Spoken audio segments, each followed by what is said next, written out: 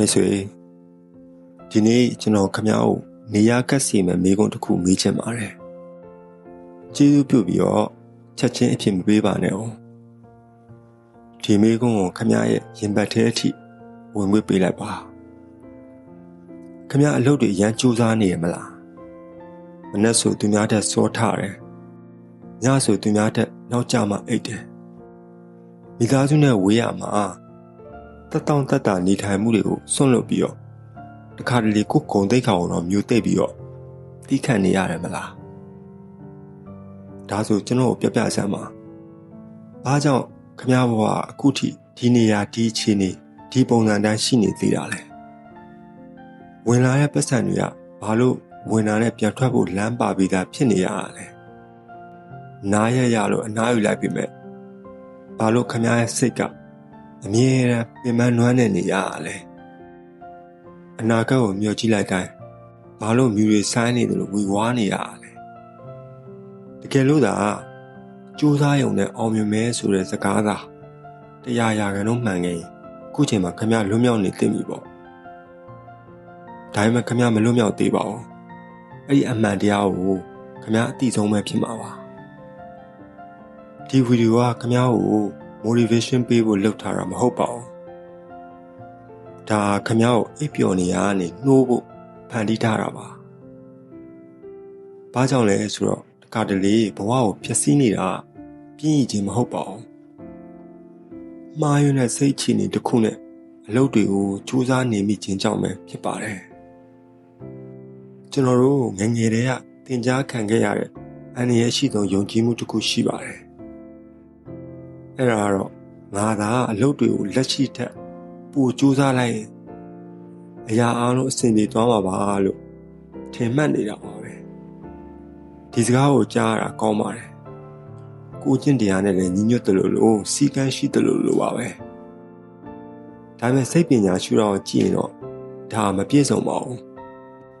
တတိဆိုတဲ့ wildness မပါပဲနဲ့ကြိုးစားနေခြင်းဟာမျက်လုံးပိတ်ပြီးတော့ပြေးနေရတဲ့တူပါတယ်ခမ ्या ရှိကိုရောက်မသွားပါဘူးမြန်မောသွားတာပဲဖတ်တင်ပါလိမ့်မယ်သိပ္ပံနည်းကြကျွန်တော်ရှင်းပြပါမယ်လူတစ်ယောက်ရဲ့ဘဝမှာကဘာနှစ်ခုရှင်တွဲလက်ပတ်နေပါတယ် external wall ဆိုတဲ့ပြင်ပကဘာမှာတော့ခမ ्या အလုပ်ငွေကြေးအချိန်စရာတွေရှိပါတယ် internal wall ဆိုတဲ့အတွင်းကဘာမှာတော့ခမ ्या ရဲ့အတွေးတွေခံစားချက် identity လို့ခေါ်တဲ့ငါဘာတူလဲဆိုတဲ့အသည့်တွေပဲဖြစ်ပါတယ်လူတော်များများကပြင်ပကဘာကိုပဲပြုပြင်မှုလုံးပန်းနေကြတယ်အလုပ်ပြောင်းမယ်နိုင်ငံပြောင်းမယ်ပတ်စံတွေပိုရှာမယ်စသဖြင့်ပေါ့ဒါပေမဲ့ဘဝဆိုတာအပြင်ကနေအတွင်းကိုပြောင်းလဲရတာမဟုတ်ပါဘူးအတွင်းကနေမှအပြင်ကိုထင်ဟပ်သွားတာပဲဖြစ်ပါတယ်အတွင်းစိတ်ချနေတာဒီပုံစံအတိုင်းပဲရှိနေခမ ्या ဘယ်နိုင်ငံရောက်ဘယ်လို့ပဲလုပ်ပုံစံမတူတဲ့ဘလို့အလုပ်ခွင်မှာပဲဖြစ်နေပြီလေအရင်ကခံစားနေခဲ့ရတဲ့တူညီတဲ့စိတ်ဖိစီးမှုတွေကိုပဲခံစားနေရပါလိမ့်မယ်နေရာတက်မှာတူညီရဲ့အထီးကျန်မှုတွေကိုပဲပြန်ကြုံရပါလိမ့်မယ်ဒါကံမကောင်းလို့ဖြစ်တာမဟုတ်ပါဘူးဒါဟာစိတ်ပညာသဘောတရားကြောင့်ဖြစ်ရတာပါဒီချက်ကိုလူတော်တော်များများသတိမထားမိကြအောင်ကျွန်တော်တို့ရဲ့အုံနောက်မှာdefault setting ဆိုတဲ့မူလသတ်မှတ်ချက်ဆိုတာရှိပါတယ်။ခင်ဗျားအဲ့ဒီ setting ကိုသတိထားပြီးတော့မပြောင်းလဲသေးခင်ဗျားရဲ့ဘဝအဲ့ဒီအမှတ်ကိုပဲအမြဲတမ်းပြန်ရောက်သွားပါလိမ့်မယ်။ဥပမာခင်ဗျားပတ်စံပိုရှာနိုင်လာရဲဆိုပါစို့။ဒါပေမဲ့ခင်ဗျားရဲ့မသိစိတ်အောက်ခြေ subconscious mind မှာငါငွေမမြဲတဲ့သူငါရုန်းကန်ရမှထမင်းစားမဲ့သူလို့မှတ်ယူထားမိရင်ခမ ्या ရထားတဲ့ပတ်စံတွေကအကြောင်းမျိုးမျိုးနဲ့ကုန်သွားပါလိမ့်မယ် biology မှာတော့ homeostasis လို့ခေါ်ပါတယ်ဥပမာခန္ဓာကိုယ်ကအပူချိန်39ဒီဂရီမှာပဲနေကြတယ်လို့ခမ ्या ရဲ့အုံနောက်ကလည်းသူရင်းနှီးပြီးသားဖြည့်ဆည်းမှုရုန်းကန်ရမှုပုံစံထဲမှာပဲနေကြပါတယ်အုံနောက်ကခမ ्या တိုးတက်ဖို့ထက်လုံခြုံမှုကိုပဲဦးစားပေးလို့ပါသူမသိတဲ့ level တစ်ကိုတွားရမှာကြောက်ပါတယ်ဒါကြောင့်လူတော်တော်များများအခြေအနေကောင်းလာရင်မနေတတ်မထိုင်တတ်တွေဖြစ်လာတယ် တခုကောင်းလာတော့မယ်ဆိုရင်ကိုယ့်ကိုပြန်ဖြတ်စီးမိတတ်ကြတယ်အကျင့်ဟောင်းတွေစီကိုမသိစိတ်ကနေပြန်ပြီးတော့သွားတတ်ကြတယ်ဒါကြောင့်ပြဿနာခမရဲ့စူးစမ်းအားထုတ်မှုမဟုတ်ပါဘူးခမကိုယ့်ကိုသတ်မှတ်ထားတဲ့ identity လို့ခေါ်တဲ့ငါဆိုတဲ့အသည့်ကိုမပြင်ဆင်မိတာကြောင့်ပဲဖြစ်ပါတယ်မိတ်ဆွေပိုနှက်နေတဲ့မိကုံးတစ်ခုမေးပေးရစီခမရဲ့ဘဝမှာပြဿနာတစ်ခုခုတက်လာတဲ့အခါခမရဲ့ပထမဆုံးတုံ့ပြန်မှုကဘာလဲလောကကြီးကမတရားလိုက်တာသူတို့ဘာလို့ငါ့ကိုဒီလိုလှုပ်တာလဲငါအမြဲတမ်းကန်ဆိုးတယ်လို့တွေးနေမိလားဒါမှမဟုတ်ဒီအခြေအနေကိုဖြစ်လာအောင်ငါဘက်ကဘလို့ပါဝင်ပတ်သက်ခဲ့မိလဲငါဘာတာဝန်ယူဖို့လိုလဲအဲ့လိုတွေးမိလားဒီနှစ်ခုရဲ့ကွာခြားချက်ကရက်တန့်နေသူနဲ့ကြီးထွားမဲ့သူရဲ့ကွာခြားချက်ပါပဲလူ90%က react လုပ်ပြီးချက်ချင်းတုံ့ပြန်တတ်ကြတယ်10%လောက်ကပဲ respond လုပ်ပြီးတတိနဲ့ဖြည့်ရှင်းတတ်ကြတယ်neuroscience အရပြောရရင်ကျွန်တော်တို့ဒေါသထွက်တဲ့အခါကြောက်လန့်တဲ့အခါ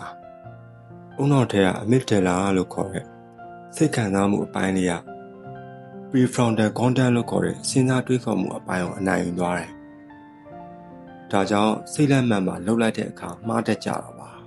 ။ reaction တုံ့ပြန်ခြင်းဆိုတာအလိုလျောက်ဖြစ်ပေါ်တယ်။စိတ်ခံစားမှုကဥဆောင်တယ်တတိမကပ်ဘူး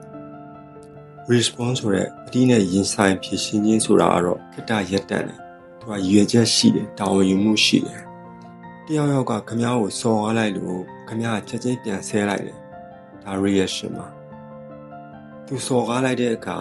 ခမ ्या ခက်တာရက်တယ်။အသက်ရှူတယ်ပြီးမှကိုယ်တန်ဖို့မကြအောင်ဘယ်လိုပြောမလဲရွေးချယ်ဒါ response ပါမှတ်ထားပါမယ်ဆိုရင်ခမ ्या ရဲ့နာက pass ဆိုတဲ့ခက်တာရက်တန့်ခြင်းနေရာလေးမှာတည်ရှိပါတယ်။အဲ့ဒီစက္ကန့်ပိုင်းလေးကိုခမ ्या မထိန်ချုံနိုင်ရင်ခမ ्या ရဲ့ဘဝကိုစိတ်ခံစားချက်တွေကပဲမောင်းနှင်သွားပါလိမ့်မယ်စိတ်ခံစားချက်ဆိုတာသတင်းဖို့သူအနေနဲ့ကောင်းမွန်ပေမဲ့ခေါင်းဆောင်အဖြစ်နဲ့တင်ပြောင်းလိုက်ရင်တော့ခမ ्या ဘဝ၅ပါးမောက်ပါလိမ့်မယ်ဒီနေရာမှာကျွန်တော်သတိပေးချင်တာတစ်ခုရှိပါတယ်အထူးသဖြင့်ကျွန်တော်တို့မြန်မာမျိုးသားတွေမှာရှိတတ်တဲ့အမှားပါစိတ်ကိုထိန်းချုပ်တယ်ဆိုတာမျိုးသိပ်ထားတာမဟုတ်ပါဘူးဒေါသကိုမပေါက်ကွဲအောင်အန်ကျိတ်ထားတာဟာခွန်အားမဟုတ်ပါဘူးဘုံကိုရင်ဘတ်ထဲမှာပိုက်ထားရနေတူပါတယ်ဘာမှပြန်မပြောဘဲတိတ်နေတာငြင်းချမ်းကြီးမဟုတ်ပါဘူးရှောင်ပြေးခြင်းတက်တာဖြစ်ပါတယ် emotional control ဆိုတဲ့စိတ်ကိုထိန်းချုပ်ခြင်းဆိုတာကိုဘာဖြစ်နေလဲသိမြင်တာနာမည်တက်တာပြီးမှလမ်းကြောင်းလွှဲပေးလိုက်တာပဲဖြစ်ပါတယ်ခမ ्या ရဲ့စိတ်တွေကိုခမ ्या မထိန်းချောင်းနိုင်စိတ်ဖိစီးမှု stress ကခမ ्या ရဲ့ကျန်းမာရေးကိုထိန်းချုပ်သွားပါလိမ့်မယ်ကြောက်ရွံ့မှု fear ကခမ ्या ရဲ့ဆုံးမချက်တွေကိုထိန်းချုပ်သွားပါလိမ့်မယ်နောက်ဆုံးတော့ခမ ्या အလုပ်တွေအရန်ရှုံနေပေမဲ့ပင်ပန်းနေပေမဲ့ဘဝရှေ့ကိုမရောက်ဘဲနဲ့လဲနေသလိုခံစားနေရပါလိမ့်မယ်ဒါခမ ्या ညံ့လို့တော့မဟုတ်ပါဘူးဒါကိုဘယ်သူမှမသိမေးခဲ့လို့ခမ ्या တတိမထားခဲ့မိလို့သာဖြစ်ပါတယ်ကဲ theory ထားလိုက်ပါတော့လက်တွေ့ဘာလုပ်မလဲကျွန်တော် motivation စကားလုံးတွေမပြောပါဘူးသိပ္ပံနည်းကျအခြေခံ၃ချက်ကိုပြီးပါမယ်နံပါတ်1ကတော့ awareness before action ဆိုတဲ့မလုပ်ခင်သတိကပ်ပါဆိုတာပါပဲတခုခုကိုမတုံ့ပြန်ခင်ကိုယ့်ကိုမေးခွန်းတစ်ခုအရင်မေးပါငါခုတကယ်ဘာခံစားနေရလဲဒေါသလားကြောက်စိတ်လားရှက်စိတ်လားဖိအားလားခံစားချက်တစ်ခုကိုဘာလဲလို့သိမြင်လိုက်တာနဲ့သူ့ရဲ့လွှမ်းမိုးမှုအရှိန်ဟာချက်ချင်းကိုရောကျသွားတတ်ပါတယ်ဒါ neuroscience ပါ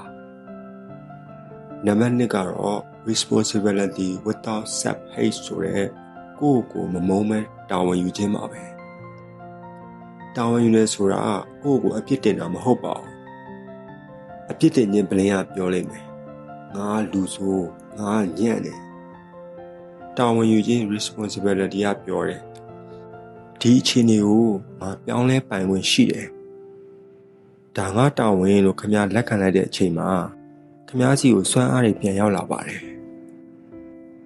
Fitting ဆိုတဲ့တားကောင်တွေကသူများလာခဲ့မလားလို့စောင့်နေတတ်ကြတယ်ဘဝပိုင်ရှင်အုံနာတွေကတော့ကိုယ်တိုင်ထလုပ်တတ်ကြတယ်နံပါတ်3ကတော့ identity accurate ဆိုတဲ့မိမိကိုယ်ကိုအတိတ်ပဲဖွင့်ဆိုမှုမြင့်တင်ခြင်းပါပဲငါဘာလို့ရမလဲလို့မေးနေတာကိုရပ်လိုက်ပါငါဘလို့လူဖြစ်ချင်တာလဲလို့စမေးပါခမည်းကကိုယ့်ကိုရုန်းကန်နေရတဲ့ရွှေပြောင်းလုပ်သားလို့မြင်နေသူရဲ့ခမည်းရုန်းကန်နေရအောင်ပါပဲဒါပေမဲ့ခမည်းကကိုယ့်မိသားစုရဲ့အနာဂတ်ကိုတည်ဆောက်နေတဲ့သူကိုယ်စိတ်ကိုပိုင်ဆိုးတဲ့သူလို့မြင်လိုက်တဲ့အခါခမည်းရဲ့နေထိုင်ပုံစကားပြောပုံဆုံးမချက်ချပုံတွေကတိတ်တဆိတ်ပြောင်းလဲသွားပါလိမ့်မယ်မိတ်ဆွေမိလိုက်လို့ခေါ်တဲ့တက်လိုက်ပန်းရွယ်တွေမှာအတီကျဖြစ်ရမယ့်အချိန်တွေမှာအကြောင်းမျိုးမျိုးကြောင့်မဖြစ်ခဲ့သေးရင်လည်းစိတ်မလျှော့လိုက်ပါနဲ့အောင်ဒါပေမဲ့ခမည်းကိုမေးခွန်းထုတ်ကြည့်ပါမင်းတတိလွတ်လွတ်နဲ့ဆက်သွားမှာလားဒါမှမဟုတ်တတိတရားနဲ့ရည်ရွယ်ချက်ရှိဆက်သွားမှာလားခမည်းရဲ့ဘဝကိုအစအနေပြန်စကြမလို့ပါဘူးခမည်းဘဝကိုပုံစံတစ်ပြန်ရေးဖို့ပဲလိုနေတာပါတတိတရားရှိစိတ်ပိုင်းဆိုင်ရာရင့်ကျက်မှုရှိတောင်းယူမှုအပြည့်နဲ့ပြန်ရေးဆွဲရမှာပဲဖြစ်ပါတယ်နောက်ဆုံးအနေနဲ့တစ်ခုမှကြပါတယ် personal development ဆိုတဲ့ကိုယ်ကိုယ်သေးတိုးတက်မှုဆိုတာလူသစ်တစ်ယောက်ဖြစ်လာဖို့လုပ်တာမဟုတ်ပါဘူးခင်ဗျားရဲ့အတိတ်ကအမားတွေကိုထက်ကဖြစ်နေစေတဲ့မသိစေရဲ့ပုံစံကွက်တွေကိုရပ်တန့်ပြဖို့လုပ်တာပါကြိုးစားတာကောင်းပါတယ်ဒါပေမဲ့တတိတရားပါတဲ့ကြိုးစားမှုကမှကံကြမ္မာကိုပြောင်းလဲပေးနိုင်တာပါဒီဗီဒီယိုကြည့်ပြီးခင်ဗျားနေရာခတ်သွားရဲဆိုရင်ဝမ်းသာပါတယ်ဆိုလိုတာကခင်ဗျားကြီးထွားဖို့အစပြုနေပါ යි အသက်ကိုဝါရှူလိုက်ပါမိတ်ဆွေဒါအဆုံးသတ်မဟုတ်ပါဘူးဒါအစာပြိုးခြင်းတက်ပါပဲတကယ်လို့ဒီအကြောင်းအရာခင်ဗျားရဲ့ရင်ထဲကိုရောက်တယ်ဆိုရင်ကျွန်တော်ရဲ့ channel မှာဆက်ရှိနေပြီပါ subscribe မလုပ်ရသေးရင်လည်းလုပ်ထားပေးဖို့ဖိတ်ခေါ်ပါတယ်မိတ်ဆွေဒီဗီဒီယိုနားထောင်ရင်လည်းရင်ထဲမှာပေါ်ပါသွားလို့ခံစားရရင်မိတ်ဆွေကပြန်လည်စတင်ဖို့အသင့်ဖြစ်နေလောက်ပါပြီအားမငယ်ပါနဲ့မိတ်ဆွေခင်ဗျားတယောက်တည်းမဟုတ်ပါဘူးကျွန်တော်အားလုံးဟာ turning point ဆိုတဲ့ဘဝရဲ့အချိုးအကွေ့ကိုရောက်နေကြတာပါဒါကြောင့်ဖြည်းဖြည်းနဲ့မှန်မှန်ပြန်လည်စတင်ပါအလျင်လိုစရာလည်းမလိုပါဘူးတခုပဲတောင်းဆိုချင်တာကိုထပ်ပြီးတော့ပြစ်ပယ်မထားပါနဲ့တော့မိတ်ဆွေခင်ဗျားကပျော်ရွှင်မှုရှိတယ်လို့တန်မိုးလည်းရှိပါတယ်ဒီအချက်ကိုအမြဲနှလုံးသွင်းထားပါဒီလိုမျိုးရင်ဖွင့်တန်တွေဘဝရဲ့အကြောင်းပြောပြချက်တွေကိုဆက်ပြီးတော့နားထောင်ကြတယ်ဆိုရင်Midlife Report မှာဆက်ရှိနေပေးပါကျူးဆိုင်ပါမိတ်ဆွေဘဝလွယ်ကူလို့မဟုတ်ပါဘူးခင်ဗျားအရေးပါတဲ့သူမို့လို့ကျူးဆိုင်ခိုင်းတာပါမိတ်ဆွေစိတ်အေးချမ်းမှုဆိုတာခင်ဗျားနဲ့ထိုက်တန်ပါတယ်ဘုံတိုင်းကြားမှာမလဲတမ်းရက်နိုင်ကြပါစေအားလုံးပဲစိတ်နှလုံးအေးချမ်းကြပါစေဗျာကျွန်တော် MKT ပါ